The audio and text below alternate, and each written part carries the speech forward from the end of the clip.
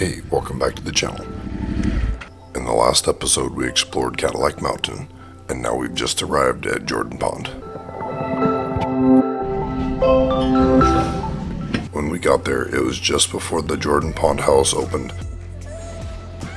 So we looked around the gift shop, which was open, and then we were able to sneak in and grab a seat before it got too busy. This was the place we had wanted to go and get one of the famous popovers. I had never had a popover before, and it was really quite good. The soup I had was also really good.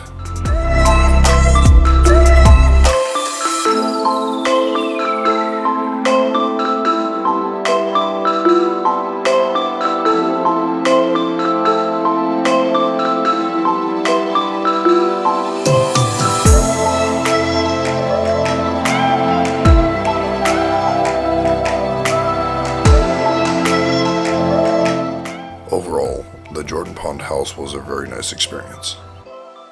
After we had a quick lunch/snack, we walked down the Jordon Pond house trail to Jordon Pond Dam, which you can probably guess was located on Jordon Pond. We were interested in potentially hiking around the pond during our stay here, so we wanted to walk down and check it out.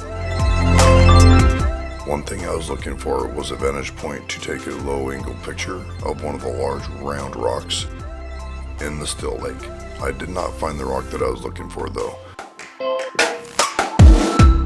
It was an absolutely beautiful pond.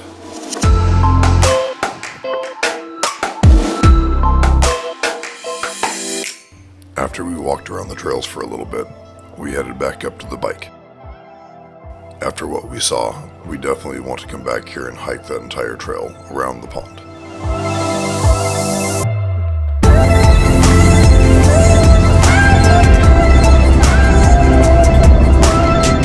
We then took the scenic route back to camp.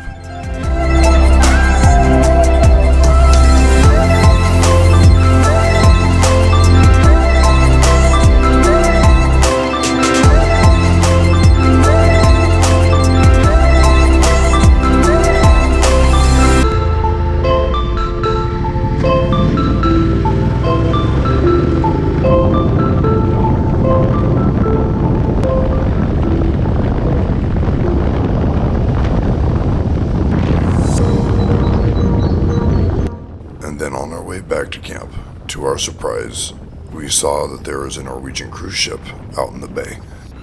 I had no idea that Bar Harbor was a stop for cruise ships until today.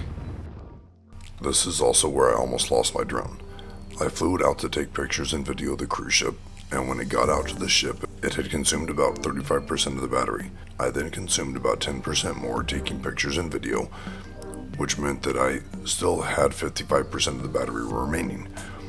I then took a straight shot back to me with 20% more than was required to head out there, so I felt I had a good amount of battery to get back.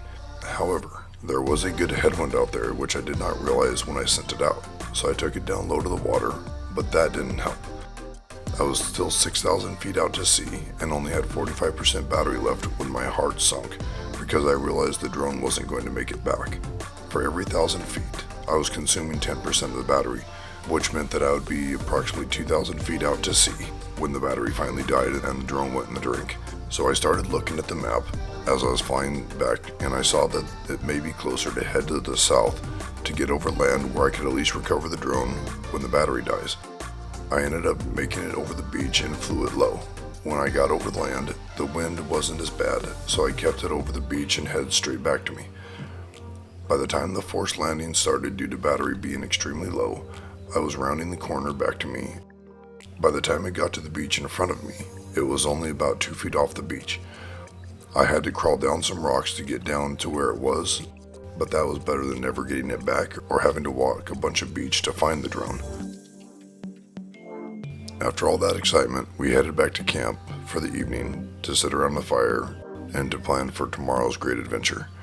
Thank you for watching. Make sure to subscribe and give the video a thumbs up to support the channel.